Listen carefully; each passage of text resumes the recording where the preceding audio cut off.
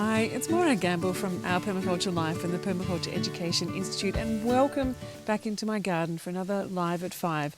So for the last month or more, every day in my garden I've been talking about a different plant and how you can actually grow an abundance of food, even if you've kind of missed the seeds or the seedlings in the store. Those are starting to come back in again now in some places. But I'm also talking about different kind of plants that are in your garden year in, year out.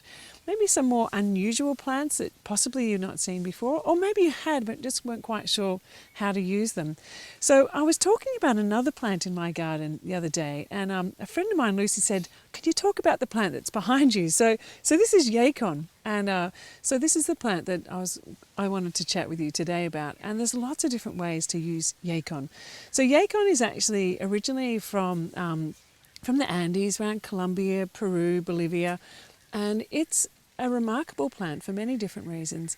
It has in its roots, it's kind of like they call it a Peruvian ground apple, because it looks like a sweet potato, but when you chop it up, it's like a sweet fruit, and you can make a syrup from that, which is a really good sugar for diabetics. So it's actually, that's one of the products that's used in many places. But in a home garden, it's a fantastic plant for lots of different reasons. So I just wanted to run through a few of those. So while I'm holding this root, as this plant grows, it's a perennial plant, but it does die back in the winter time. And when it's died back, you know it's time to actually fossick down and find all these roots down below. And actually you can see the ground just starts to swell. Like one plant, you can have maybe 20 kilos of these sweet roots down there. But before it's died back, I'm actually just started bandicooting around so I could show you one.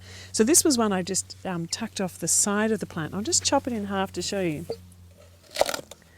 So inside, it's kind of like a creamy coloured flesh that is sweet.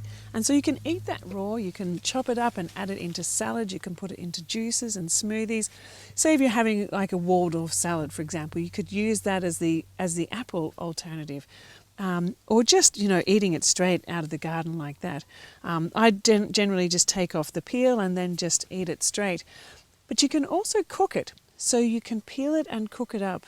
I can add it into anything really, stir fries and curries and soups. It doesn't have a huge flavour for that type of thing, but it absorbs whatever flavour it is that you have. But as a fruit, it's kind of a nice mild, it has like a crunchy, juicy texture, a bit like an apple but not as sweet, a bit like a pear but not quite as soft, sort of slightly maybe watermelony. But there's another taste in there that I can't put my finger on. It's a really very, very lovely flavour. But what I do is I let them mature for a bit, maybe 3 weeks, let them dry, and then they actually get sweeter. But you have to be careful because the skin of these can actually get a little bit damaged. And if they do, they won't store for very long.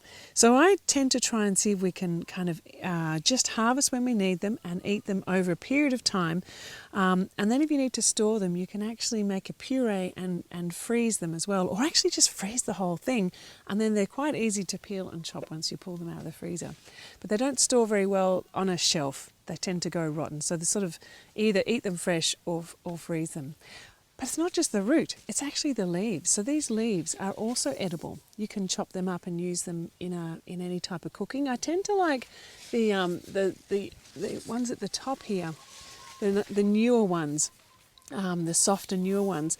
But you can actually use many of these bigger ones as you would a wrap. So like any kind of leaf that you would wrap vegetables and then steam them up and then put them into dipping sauces.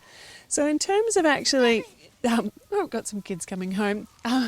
In terms of growing it, what you find is that when it dies back, at the base of the plant, there'll be a crown. And off the crown is where the roots come off, the ones that you eat. But the crown itself is what you put aside, and then that will grow back next year. So if you're in a subtropics like me, I tend to just leave that in the ground and it will come back on its own accord. If you're in a cooler environment, you can grow this, but you'd probably need maybe a greenhouse or something like that. So keep them inside, nice and in a nice warm environment. Then when they come back, you'll see that there's a whole lot of shoots that come out of that crown. And at that point, then you can break them up and spread them around your garden. I really like to have them dotted around the garden as a mid-story, as part of the a forest garden or a food forest, or even just kind of like a bigger perennial plant in the midst of the sort of the kitchen garden area. Because like I said, you can wait for the root, or you can bandicoot for it, or you can be eating the leaves all the time. And it's such an abundant and really low maintenance plant that gets very little pest issues whatsoever. So I encourage you to explore Yacon and many of the different ways that you can use it to replace maybe some other things that are not readily available in your garden, but they can replace, so leafy wraps, leafy greens, and some sweet roots for various sorts of savouries and sweet cooking. So thanks for joining me. Come back again tomorrow and I'll have another plant to share with you. And don't forget, like always, I have lots of resources linked below. So the permaculture gardening kit, and also my 4-part series about what is permaculture and how you can weave it into your life and your livelihood too. Okay, take care, stay safe, bye.